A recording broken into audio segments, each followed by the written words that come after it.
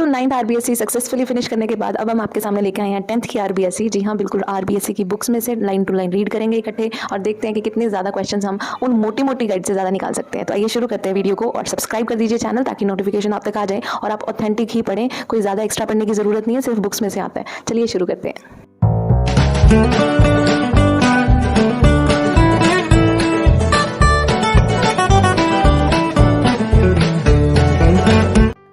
Chapter का नाम है राजस्थान में महिला सशक्तिकरण और इससे पहले हमने 8 चैप्टर क्लास 10th के कंप्लीट कर लिए हैं।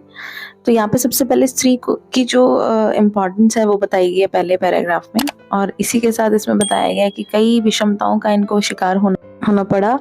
और इसमें आगे इस पूरे पैराग्राफ में देखें तो हमारे देश में जो सामाजिक, राजनीतिक, आर्थिक, प्रशासनिक, राजनीतिक वर्ड 2 बार आ गया, सांस्कृतिक, साहित्यिक, यानी तमाम क्षेत्रों में स्त्रियां आगे ही चल रही हैं। 1961 की जनगणना में साक्षर पुरुषों का जो प्रतिशत था वो 40 था और साक्षर महिलाओं का प्रतिशत सिर्फ 15% था। 10 वर्ष बाद 1971 में महिला साक्षरता बढ़कर 22% हो गई और 2001 में आते आते ये 54.16% तक पहुंच गई थी। ये बदलाव लाना बहुत मुश्किल रहा, लेकिन ये सारा निशुल्क पुस्तकें, निशुल्क पोशाकों की वजह से ये पॉसिबल हो पाया। भारतीय संसद ने 6 से 14 वर्ष की आयु के जितने भी लड़के लड़कियां उनके लिए निशुल्क और अनिवार्य शिक्षा कर दी, जो कि एक क्रांतिकारी काम था। केंद्रीय मानव संसाधन विकास मंत्री का भी ये कहना था कि इसके विधेयक के बाद अब हम केंद्र सरकार 18 वर्ष तक किशोर किशोरियों के लिए माध्यमिक शिक्षा अभियान चलाएगी, अगर ये सक्सेसफुल हुआ। और इसी के अंतर्गत जो राष्ट्रीय साक्षरता मिशन था, 2017 तक देश के 80% महिलाओं को साक्षर कर दिया गया। सरकारी नौकरियों के लिए 1995 में पुरुषों के मुकाबले महिला कर्मचारियों का अनुपात जो था वो मात्र 7.43% था, जो 2001 में बढ़कर 7.53 हुआ, फिर 2004 में 9.68 हुआ और अब ये बढ़ता ही जा रहा है। और दिल्ली में स्त्रियों का अनुपात पुरुषों से भी ज्यादा है, ठीक है, चाहे वो साक्षरता हो चाहे वो जॉब के लिए हो। महिला सशक्तिकरण का आशय क्या है? महिला सशक्तिकरण इस पूरे पैराग्राफ में बताया है कि जब किसी राष्ट्र का निर्माण हो, ठीक है, या किसी भी वित्तीय, मानवीय, बौद्धिक किसी भी तरीके से, तो एक उसमें महिलाओं की योग्यता बहुत होनी चाहिए। और 73वां संविधान संशोधन होने के बाद पंचायतों में भी कई कानून आए जिसमें महिला प्रतिनिधि चुने गए। केंद्रीय मंत्रिमंडल ने नगर पालिकाओं द्वारा या पंचायतों द्वारा 1/3 से बढ़ाकर कम से कम 50% कर देने का प्रस्ताव भी रखा। बिहार, हिमाचल प्रदेश, उत्तराखंड, मध्य प्रदेश और छत्तीसगढ़ तो पहले से ही पंचायतों में महिलाओं के लिए उन्होंने आरक्षण 50% कर रखा था। उत्तराखंड ने एक कदम और आगे बढ़ाया और 55% प्रतिनिधित्व दिया और राज्यसभा ने भी 2/3 से अधिक बहुमत से महिला आरक्षण को पारित किया। तो इस तरह से यानी कि महिला सशक्तिकरण के लिए बहुत सारे कदम उठे। दिल्ली उच्च न्यायालय के एक फैसले में भी बल हुआ जिसमें सेना में जो नौकरियां थी वो स्त्रियों को भी पुरुषों की तरह स्थायी कमीशन देने का निर्देश दे दिया गया था।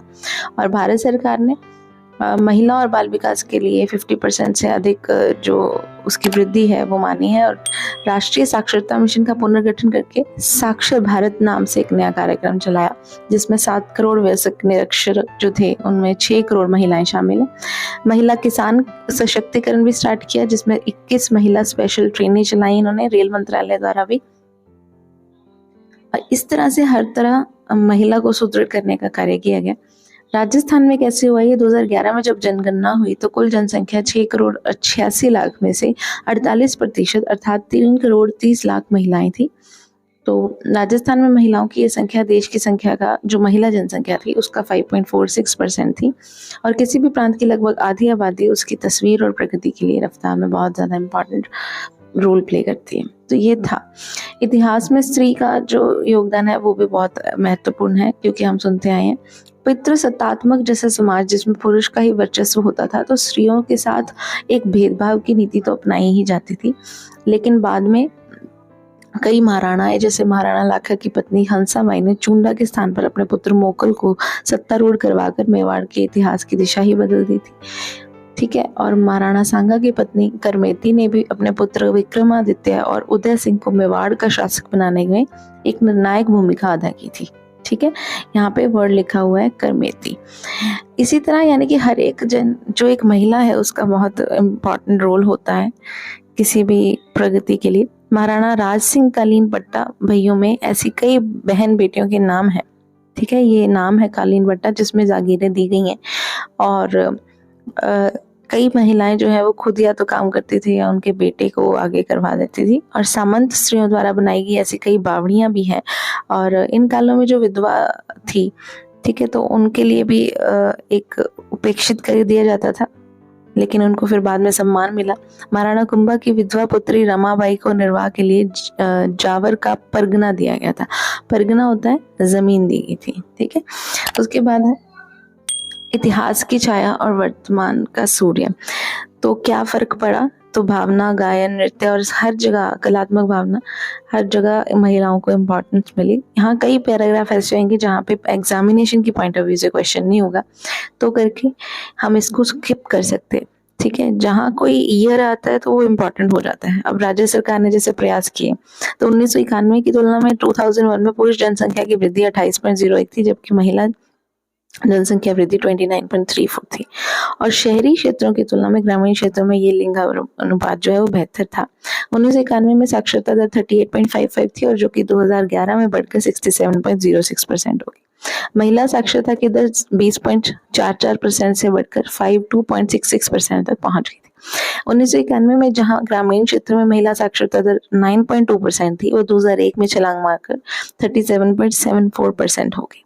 सो राजकीय स्तर पर महिला सशक्तिकरण भी बहुत इंपॉर्टेंट रोल प्ले करता है, और राजस्थान ऐसा पहला राज्य है जिसने 1984 में ही 7 जिलों में महिलाओं के विकास के लिए महिला विकास कार्यक्रम की शुरुआत कर दी थी, ठीक है। और जिला स्तर पर भी जैसे सूचना विकास और संदर्भ एजेंसी जो है उसके रूप में किसी प्रतिष्ठित समय से भी संस्था का चयन किया गया। इसका नाम इदारा था। इदारा महिला विकास कार्यक्रम के लिए तकनीकी, अकादमिक और संदर्भ सहायता प्रदान करने वाली एक कंपनी है। उसके बाद है राज्य महिला आयोग। तो राज्य महिला आयोग राज्य सरकार द्वारा 23 अप्रैल 1999 कह सकते हैं आप, एक विधेयक राज्य की विधानसभा में प्रस्तुत किया गया। इस विधेयक के पारित हो जाने पर 15 मई 1999 को राज्य सरकार द्वारा अधिसूचना जारी करके राजस्थान राज्य महिला आयोग का गठन कर दिया गया। कब? 15 मई 1999, ठीक है। और ऊपर उन्होंने एक लाइन की थी कि सरकारी सेवाओं में 30% है, तो अब तो राजस्थान सरकार 50% करने को है। तो देखते हैं कि कैसे इसका सोल्यूशन होगा। सो राजस्थान राज्य महिला आयोग के मुख्य कार्य क्या है? तो पहला तो महिलाओं के खिलाफ अगर कुछ भी अनुचित व्यवहार हो रहा है इसकी जांच करते हैं, और सरकार से सिफारिश, विधियों जो भी हित प्रभावी बनाने के लिए, लोक सेवाओं के लिए हर तरीके से महिलाओं की दशा में सुधार करने का कदम उठाया जाता है। और अगर किसी लोक सेवक ने ही हितों की सुरक्षा में अत्यधिक उपेक्षा की है तो उसका अनुशासनिक कार्यवाही की जाती थी, और समुचित न्याय मिले इसका ध्यान रखा जाता था। क्या क्या प्रयास किए गए? तो सीधे जनता से जुड़कर सुनवाई या जनसंवाद, डाक द्वारा प्रतिवेदन कार्यवाही। इसके बाद है आयोग की संरचना। तो 1999 में राजस्थान राज्य महिला आयोग के अधिनियम की धारा 3 के अनुसार आयोग की संरचना निम्नानुसार है। अध्यक्ष 1, और इन्हें राज्य सरकार द्वारा 3 वर्ष के लिए मनोनीत किया जाता है, और सदस्य इसमें 3 होते हैं। सदस्य सचिव भी 1 होता है, और राज्य सरकार द्वारा पदस्थ अधिकारी होता है, ठीक है। इसमें SC ST के लोग जो होते हैं उनको भी प्रेफरेंस दी गई थी। इसके बाद है संचालित विभिन्न योजनाएं और कार्यक्रम। तो महिला विकास के लिए कई जो कार्यक्रम है वो स्टार्ट किए गए। सबसे पहले तो यहाँ पे बताया गया है कि 18 जून 2007 को महिला अधिकारिता निदेशालय का गठन किया, जिसमें व्यक्तिक और सामाजिक, आर्थिक और अयोत्पादक गतिविधियां। अगर किसी को इसका मीनिंग बताओ तो प्लीज लिखिए कमेंट सेक्शन में। महिला विकास से संबंधित समस्त योजनाएं जो सशक्तिकरण के लिए, चाहे वो राज्य स्तर है, जिला स्तर है, ब्लॉक स्तर है, पर की गई। महिला अधिकारिता निर्देशालय द्वारा विभिन्न विभागों की रचना की गई, जिसमें कई कार्यक्रम चले। महिला विकास कार्यक्रम जो कि समग्र विकास के लिए 1984 में ही राज्य के 7 जिलों में जयपुर, अजमेर, जोधपुर, भीलवाड़ा, उदयपुर, बांसवाड़ा और कोटा में ये कार्यक्रम शुरू किए गए थे, और इसके रुझान अच्छे हुए, जिसकी वजह से 2007-8 में पृथक से निदेशालय महिला अधिकारिता की स्थापना कर दी गई थी, और इसके सशक्तिकरण को भी बढ़ावा मिला था। महिला विकास कार्यक्रम जो है वो विभागों की योजना और नीतियों से समन्वय कर लाभ महिलाओं तक पहुंचाने का कार्य करता है, चाहे वो ग्रामीण क्षेत्र की हो या शहरी क्षेत्र की। और इसका केंद्र बिंदु जो है वो महिला विकास ही है। और ग्राम स्तरीय साथिन साथ ही इन महिलाओं को विकास की मूलधारा से जोड़ने का काम करती है और समाज में महिलाओं के प्रति सकारात्मक सोच एवं जागरूकता पैदा करती है। अब महिलाओं के विकास और अधिकारिता के लिए सकारात्मक आर्थिक विकास, सामाजिक नीति, राजनीतिक, आर्थिक, नागरिक अधिकारों के प्रति जागरूक करना, तकनीकी शिक्षा देना और लैंगिक समानता के लिए एक प्रॉपर माहौल रेडी करना भी इसी के अंतर्गत आता है। बालिका और जो किशोरिता होती है उनको संरक्षण प्रदान किया जाता है, इसमें गुणवत्तापूर्वक शिक्षा दी जाती है, स्वास्थ्य योजनाएं। तो 5 सूत्रीय महिला सशक्तिकरण कार्यक्रम जो था वो राज्य में 2011 में अधिलेखित लक्ष्यों की प्राप्ति के लिए चला, जिसमें पहला था कक्षा 10 तक 100% बालिकाओं का ठहराव और शिशु विवाह की पूर्ण समाप्ति होनी चाहिए, हर महिला को संस्थागत प्रसव की सुविधा उपलब्ध कर सके और जो सकल जन्म दर है उसको 21 प्रति 1000 तक ले आना, महिलाओं के लिए स्वरोजगार और 3 वर्षों में प्रत्येक जिले में कम से कम 1000 महिलाओं को रोजगार मिलना ही चाहिए। हालांकि ये कम है संख्या, लेकिन ये कार्य चल रहा है। सामूहिक विवाहों हेतु अनुदान जो था वो सामूहिक विवाह अनुदान नियम 1996 बनाए गए, जिसमें कम से कम 10 जोड़ों को की शादी की जाती थी और 100 अधिक से अधिक 166 जोड़ों का अनुदान दिया जा सकता था एक बार में, और प्रति जोड़ा अनुदान की दर जो थी वो 6000 है और अनुदान की जो कुल सीमा है वो 2 लाख के आसपास है और जिसको बढ़ाकर 10 लाख तक कर दिया गया था। ठीक है, अनुदान राशि जो है वो 6000 है और इसमें 25% आयोजनकर्ता, ठीक है, ये कब किया गया था? 2 मार्च 2009 को किया गया था। 25% जो आयोजनकर्ता को तथा शेष 75% दुल्हन के नाम से 3 वर्ष के लिए सावधि जमा करवाए जाते थे। जिला महिला सहायता समिति जो है वो कलेक्टर की अध्यक्षता में होती है और मजिस्ट्रेट, न्यायाधीश, पारिवारिक न्यायालय, ये सारे सामाजिक न्याय अधिकारिता विभाग, 2 कानूनी सलाहकार, प्रतिष्ठित समाज सेवी के प्रतिनिधि सदस्य हैं एवं जो जिला उप निदेशक महिला एवं बाल विकास विभाग के सदस्य हैं वो सचिव होते हैं। ये बैठक 3 माह में एक बार जरूर होती है या जब भी उनको लगता है कि अब करनी चाहिए ये बैठक तो स्टार्ट कर देते हैं। घरेलू हिंसा के महिला संरक्षण अधिनियम 2005, तो घरेलू हिंसा को रोकने के लिए ये अधिनियम जो है वो पूरे देश में एक साथ लागू किया गया था 26 अक्टूबर 2006 में और इसकी विशेषता ये है कि घरेलू में घर में जो हिंसा होती है बहन, विधवा, माँ, बेटी या अविवाहिता महिला के साथ, तो इनके लिए अतिरिक्त साझा घर यानी कि शेयर्ड हाउस होल्ड भी इनको प्रोवाइड करवाया गया। इस अधिनियम में घरेलू हिंसा शब्द की व्यापक परिभाषा बताई गई।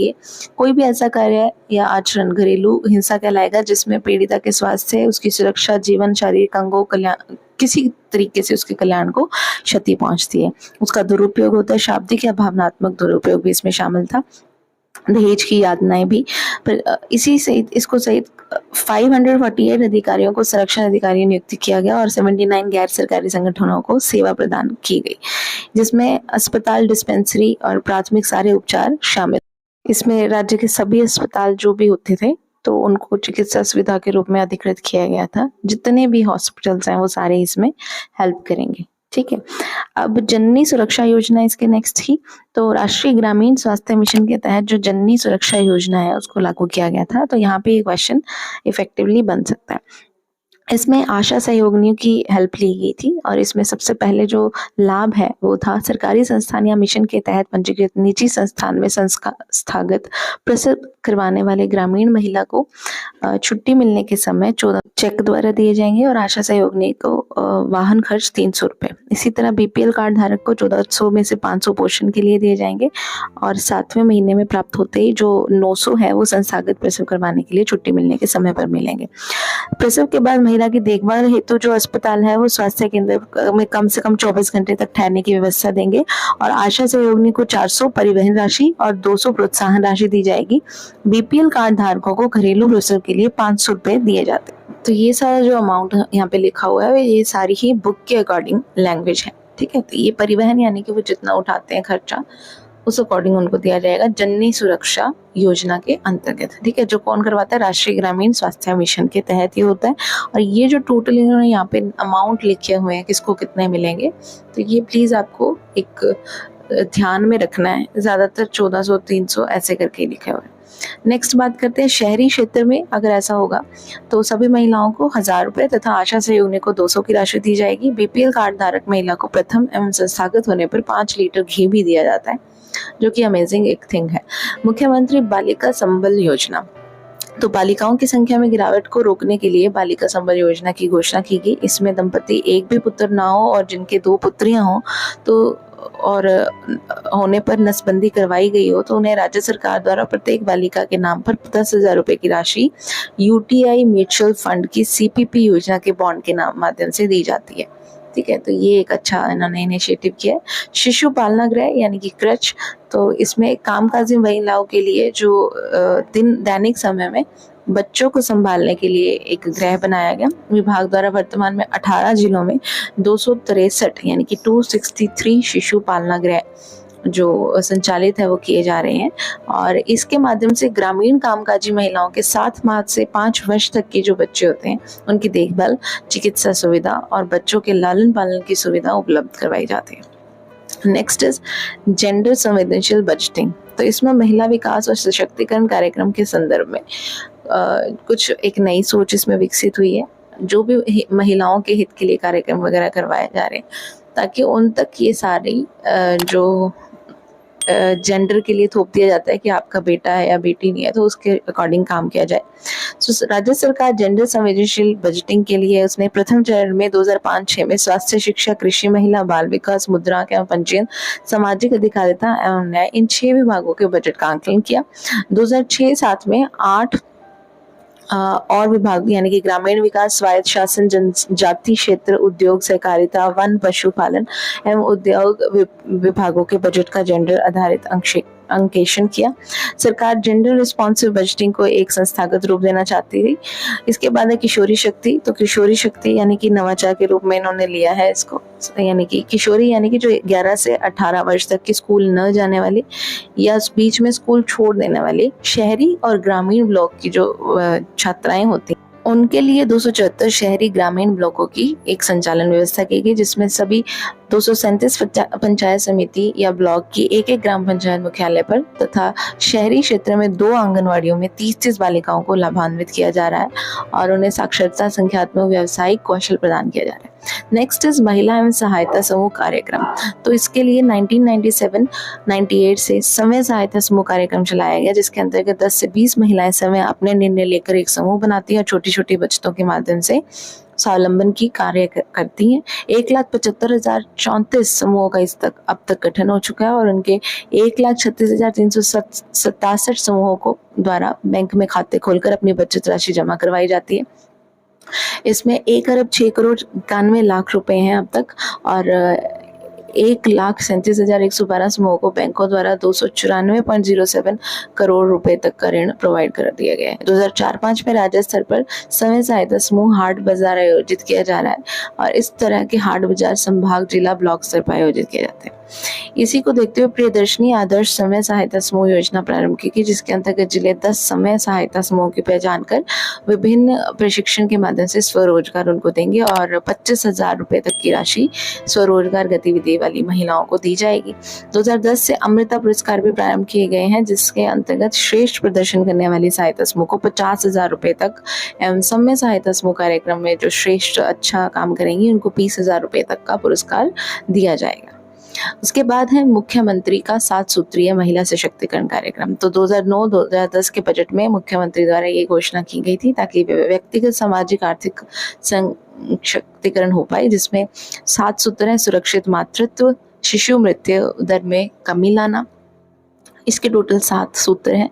थर्ड है जनसंख्या स्थिरीकरण, बाल विवाह की रोकथाम और लड़कियों का कम से कम कक्षा 10 तक ठहराव, और 6वां पॉइंट है महिलाओं को सुरक्षा तथा सुरक्षित वातावरण प्रदान किया जाए, सहायता समूह कार्यक्रम के माध्यम से स्वरोजगार दिया जाए और आर्थिक सशक्तिकरण ताकि मिल पाए। 7th इस मुख्य सचिव की अध्यक्षता में राज्य स्तर पर प्रकोष्ठ बनाकर इस कार्यक्रम की मॉनिटरिंग की जाएगी। तो ये सारा काम स्वास्थ्य, शिक्षा, पंचायती राज, राजस्व, ग्रामीण विकास, रोजगार, गृह, परिवहन, कृषि और महिला बाल विकास विभागों के विभिन्न कार्यक्रम को समन्वित कर रहा है और इसमें संसाधनों की आवश्यकता रहती है और इसके लिए पृथक से 100 करोड़ रुपए का कॉर्पस बनाया गया है। अब अन्य में जो है इसके अतिरिक्त राज्य सरकार बहुत सारे अलग कदम भी उठा रही है, जिसमें कि 1262 बालिका, देखिए ऊपर जितने भी ये यहाँ पे कार्यक्रम लिखे हुए हैं तो ये भी आपको अच्छे से याद रखने होते हैं, क्योंकि किसका फ़ायदा हो रहा है किसका नहीं हो रहा। तो टोटल जितने भी 10 यहाँ पे कार्यक्रम हैं उनको कौन समन्वित कर रहा है तो उसको आपको वहाँ पे बताना आना चाहिए। ठीक है। क्वेश्चन का किसी भी तरह का टाइप है एटलीस्ट वो बुक में से होगा और आप कुछ नया नहीं पढ़ेंगे। नेक्स्ट है इसमें अन्य, यानी कि इनके अतिरिक्त भी राज्य सरकार जो है वो बहुत ऐसे कदम उठा रही है जिससे कि महिला का जो सशक्तिकरण है वो हो पाए। राज्य के सभी शेष 1262 बालिका विद्यालयों को उच्च प्राथमिक विद्यालयों में क्रमोन्नत किया जा रहा है और प्राथमिक से उच्च प्राथमिक स्तर पर होने वाली 14% ड्रॉप आउट दर को नियंत्रित किया जा सकता है। राजकीय विद्यालयों के अध्ययनरत कक्षा 10 की माध्यमिक बोर्ड की मेरिट लिस्ट में आने वाली प्रथम 3 छात्राओं को विदेश में स्नातक स्तर की शिक्षा प्राप्त करने का अवसर दिया जाएगा और उनकी शिक्षा पर होने वाला सारा खर्चा बालिका शिक्षा फाउंडेशन द्वारा वहन किया जाएगा। उसके बाद है साक्षरता एवं सतत शिक्षा के अंतर्गत 3,967 विशेष महिला शिविर आयोजित करके 90,204 महिलाओं को साक्षर किया गया है और इस पर 7 करोड़ 41 लाख रुपए तक का व्यय हुआ है, जो कि बहुत अपने आप में बहुत बड़ी बात है कि इतना खर्चा जो है वो राजस्थान सरकार ने उठाया है। उसके बाद है 7 करोड़ 41 लाख रुपए का जो व्यय हुआ है वो महिलाओं के व्यावसायिक कौशल उन्नयन प्रशिक्षण शिविर भी इसमें आयोजित किए हैं, जिसमें से कि जो महिलाओं के लिए 401 व्यावसायिक कौशल उन्नयन प्रशिक्षण शिविर आयोजित किए गए और 20,060 महिलाओं ने इसमें प्रशिक्षण प्राप्त किया। राज्य में 19 महिला थाने कार्यरत है और कोई भी पीड़ित महिला अगर वहाँ पे दर्ज करवा सकती है अपनी शिकायत। राज्य में अभी 12 महिला सलाह एवं सुरक्षा केंद्र और 39 पारिवारिक परामर्श केंद्र अभी भी उपस्थित हैं।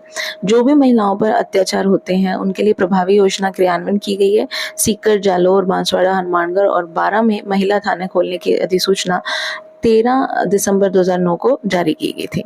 अब आगे है जो महात्मा गांधी जी के राष्ट्रीय ग्रामीण रोजगार गारंटी अधिनियम है, ठीक है। तो उसने पूरे देश में ग्रामीण महिलाओं को रोजगार का एक नेतृत्व किया है। महिलाओं को रोजगार के आवंटन में प्राथमिकता दी जाएगी। 1/3 रोजगार महिलाओं को मिलेगा और भेदभाव नहीं किया जाएगा और 6 साल में 6 वर्ष से कम उम्र के 5 से अधिक बच्चे आते हैं तो उन्हें संभालने के लिए महिला मजदूर को लगाया जाएगा। अनुसूचित जाति, अनुसूचित जनजाति, तो उसके उचित प्रतिनिधित्व मिलेंगे उनको और राज्य में मेट के पैनल में 50% महिलाओं को शामिल किया जाएगा। और 2009-10 में जहां महात्मा गांधी राष्ट्रीय ग्रामीण रोजगार गारंटी योजना में जितने भी महिलाएं थी उनको 48% था उनका, वो राजस्थान में महिलाओं की भागीदारी 67% थी और राजस्थान में 6,41,353 गाँव में ये चौकसी जो है करी जा रही है और 9,166 ग्राम पंचायतों में ग्राम पंचायत स्तरीय सामाजिक अंकेक्षण समिति जो है उसमें महिलाओं के को प्रति समिति 2 सदस्य के हिसाब से प्रतिनिधित्व दिया जा रहा है और इसमें 50% है इनकी भागीदारी। फिर है राजस्थान राज्य की महिला नीति। तो महाराष्ट्र, मध्य प्रदेश, तमिलनाडु के ने इस की नीति की घोषणा की और 1996-97 में एक चर्चा आरंभ हुई थी और उसके बाद ये चलता रहा और महिलाओं के लिए नीति पत्रक जारी करना उन्होंने इसमें स्टार्ट किया। पत्रक में ना तो कोई किसी क्वेश्चन का आंसर था, तो इसमें इन्होंने आगे बस एक पैराग्राफ बताया कि किस तरह से वो स्टार्ट हुआ। नीति के जो उद्देश्य थे वो महिला और बाल की जो स्थिति थी उसमें सुधार करना था।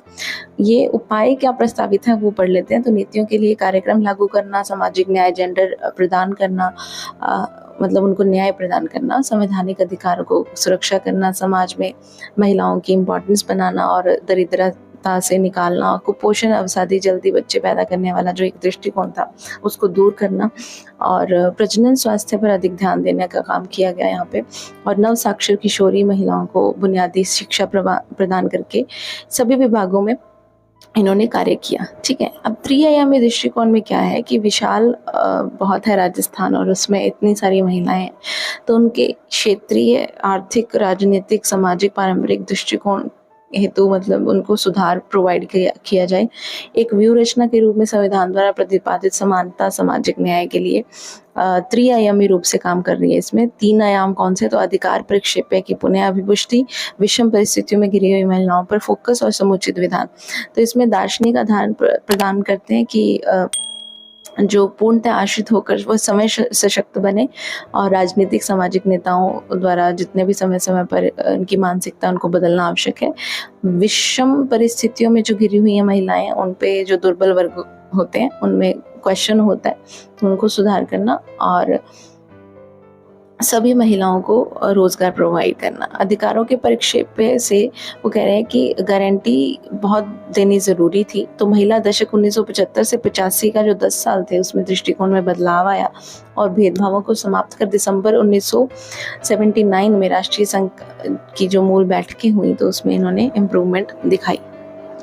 अब प्राकृतिक संसाधनों एवं सामान्य संपत्ति संसाधनों की उन तक पहुंच की जाए, वर्तमान भावी पीढ़ियों को जीवन में उनकी सहायता मिल पाए, जो वृद्धावस्था में हैं उनकी देखभाल, शारीरिक स्वेच्छा से गर्भाधारण करने का उनको हक मिले, हिंसा से बचाना, ठीक है। तो ये सारी बातें यहाँ पे लिखी हुई। जो एग्जामिनेशन पॉइंट ऑफ व्यू पे कोई क्वेश्चन होएगा तो उस पर अपने ज़रूर फोकस करेंगे। अभी यहाँ पे महिलाओं की शिक्षा, स्वास्थ्य, कौशल प्रशिक्षण, जीविका की ही बात की गई है और इसमें ये लिखा हुआ है कि अवधारणा जो है वो सशक्त बनाने का काम कर रही है। अब कार्यक्रम विकास जो है तो विचार विमर्श चलते रहते हैं राज्य सरकार में और केवल राज्य सरकार सिर्फ इसको सही नहीं कर सकती, पूरा गैर सरकारी, सरकारी सारी तरीके से इनका एक सपोर्ट जो है वो होना चाहिए। और इस बात के लिए महिलाओं के सशक्तिकरण के लिए कई तरह से अलग अलग संगठन भी काम कर रहे हैं। स्वच्छ पेयजल से लेकर उनको अच्छी शिक्षा तक का काम कई संगठन बिना किसी पैसे के चला रहे हैं, ठीक है, किसी राज्य सरकार की सपोर्ट के। तो इसमें सुविधा के दृष्टिकोण से मेन इंपॉर्टेंट 3 पॉइंट्स है, जिसमें आर्थिक सशक्तिकरण है, सामाजिक सामर्थ्य है और स्वास्थ्य, पोषण एवं जन स्वास्थ्य यानी कि पानी, सफाई की उपलब्धता है। तो इस तरह से ये कहना अनावश्यक होगा कि अगर मतलब सरकार जो है वो अपने तरीके से सपोर्ट कर रही है और जो स्त्री हैं उनको भी सपोर्ट मिल रहा है।